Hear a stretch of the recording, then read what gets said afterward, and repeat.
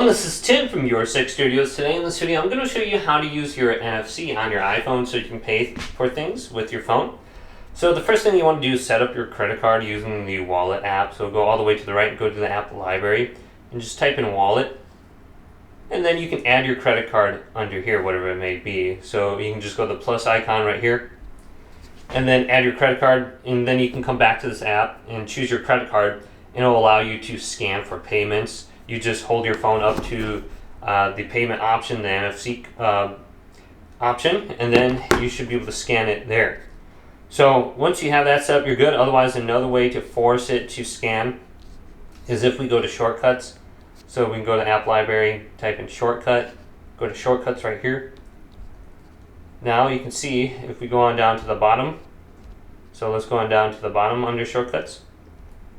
You got automations, go to new automations. Search for NFC, tap NFC and go to scan.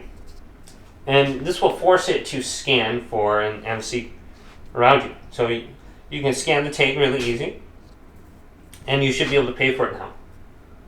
Hopefully this video did indeed help you out.